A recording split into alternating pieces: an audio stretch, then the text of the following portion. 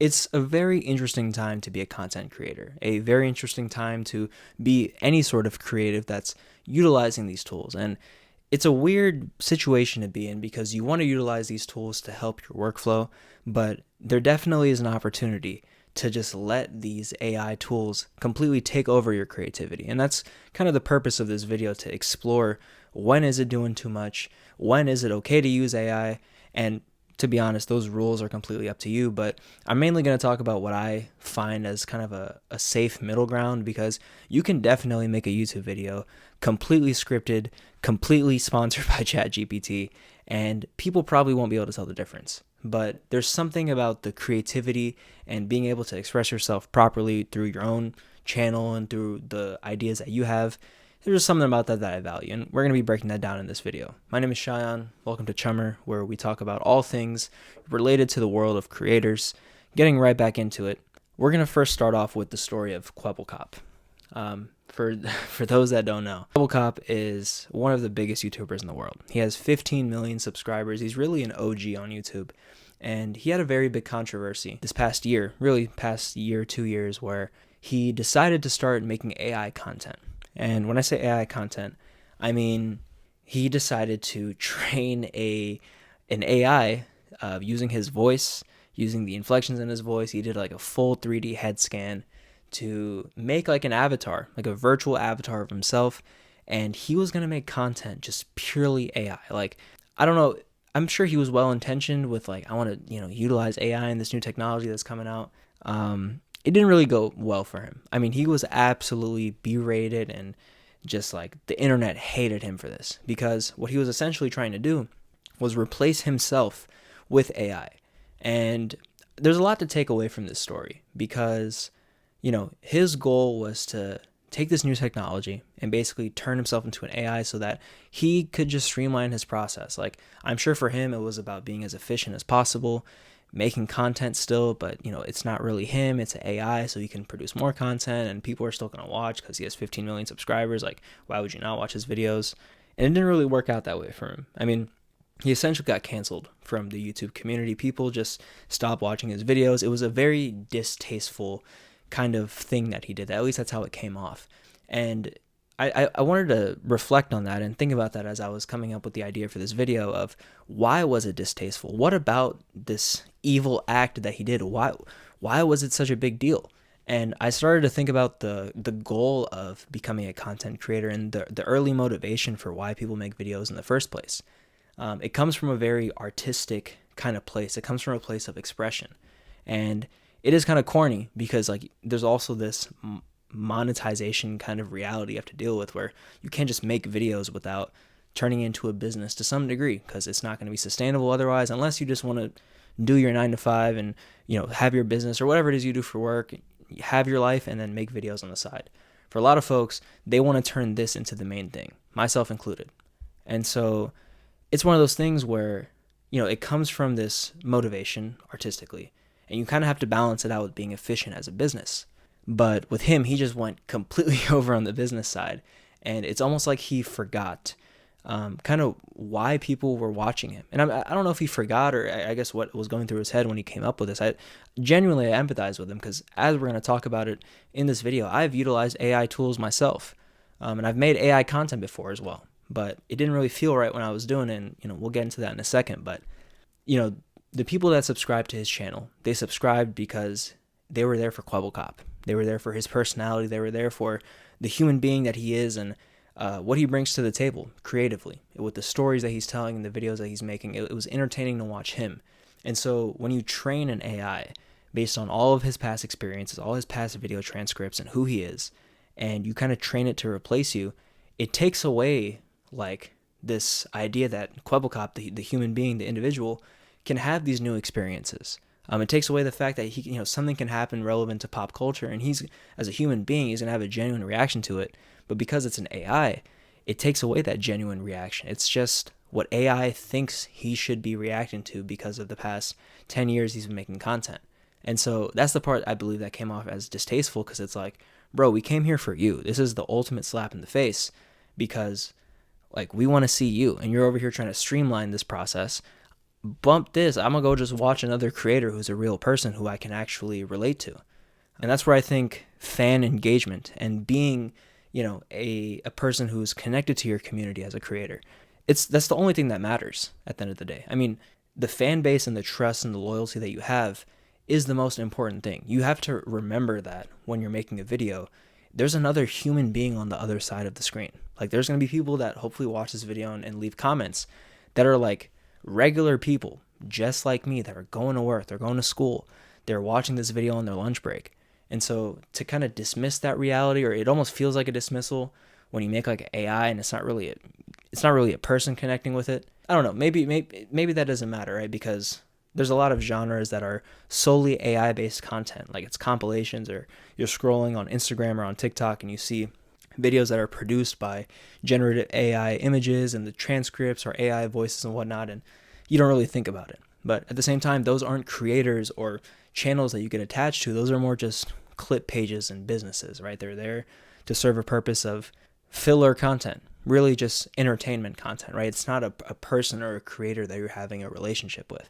And so, talking about AI tools, because what Kwebbelkop did was a big no-no. It's not something that I don't think people particularly enjoyed, but I don't think that means that we should just rule out AI tools altogether. There's a lot of great tools like I mentioned before, Claude 3.5 Sonnet, which is, I'm very big on it right now.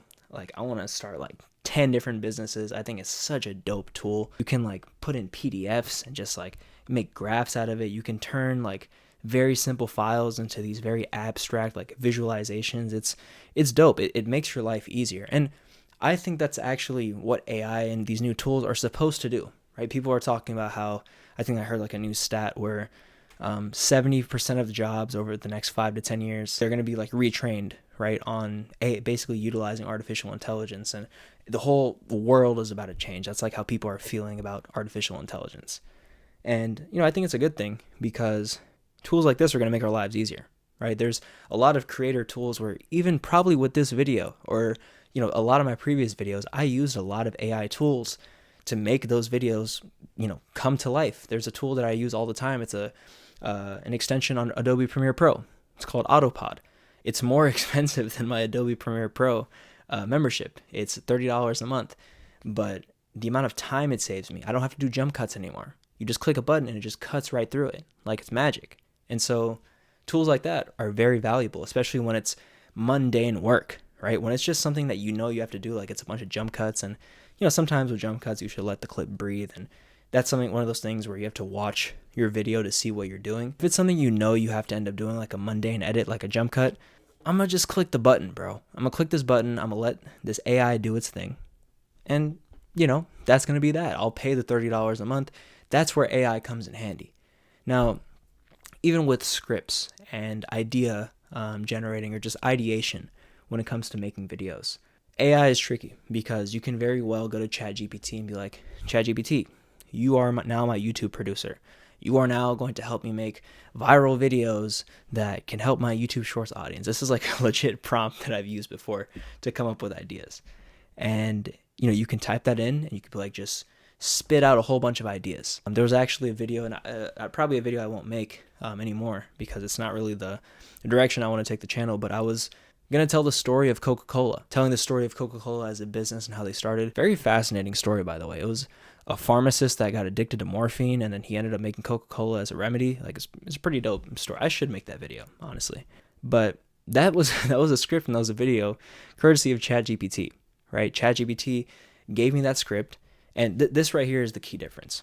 Because it gave me that script, it pointed me in the right direction. But that script was trash by itself because ChatGPT was only so effective. It was corny, to say the least, just like the wordage and whatnot. And so I took the body of the script and I put it in my own notes and I started tweaking it. I started tweaking it to make it sound a bit more like me. I tried to throw in some jokes in there. I tried to actually go out of my way then to Google the story of Coca-Cola and swap out different parts of the story. Swap it out in the sense of there were certain parts that ChatGPT had generated that I didn't want to focus on. I just wanted to focus on a different part of the story. So I think in situations like that, AI can be actually very beneficial because it will point you in the right direction, especially if you're struggling with writer's block or a creative blockage where you can't think of a new idea. I think it's great for, just pointing you in a completely, a way you would have never thought about, or videos that you would have never thought of making. And that's, I think, where AI can be tasteful from a creative standpoint rather than detrimental. Because very easily, I could have just took the script for, verbatim for what it was that ChatGPT gave me, and I could have just made that the whole video. Even this video, I could have been like, yo, ChatGPT, I'm making a video ranting about AI, mentioned the Quebble Cop controversy, and I could have just went line for line, right? I have some notes that I'm going off of. I have a couple of bullet points and different ideas I want to hit, but I've thought about this enough to where I can kind of just go and I can talk about this.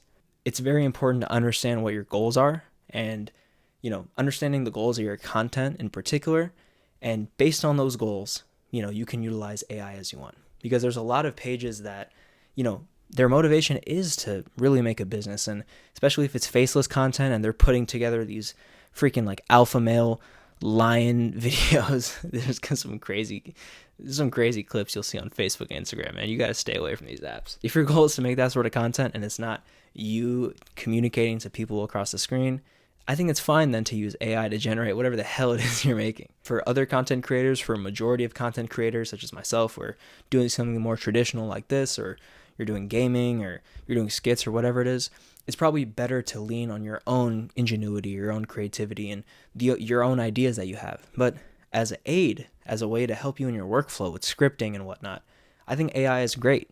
ChatGPT, Claude 3.5. There's plenty of other tools out there that I'm sure are great for the creative process. And I think that, if you have those, drop them in the comment section, because I would love to learn about them and even talk about them in a future video. But I think it's great that you use those, right? Because it'll ultimately help you get rid of the mundane tasks that come with being a writer or being a creator or being a producer. And so for me, again, the best combination is to get rid of those mundane tasks. Right? Like I use Autopod. If it's a big video, I need to cut it down. I use, auto text captions for short form videos. That's a form of AI as well. Right? And so all these different tools that, make the presentation of the video better, or even with the ideation process, it makes my life easier with writing things down, getting into the right direction. That's green. That's completely fine with me.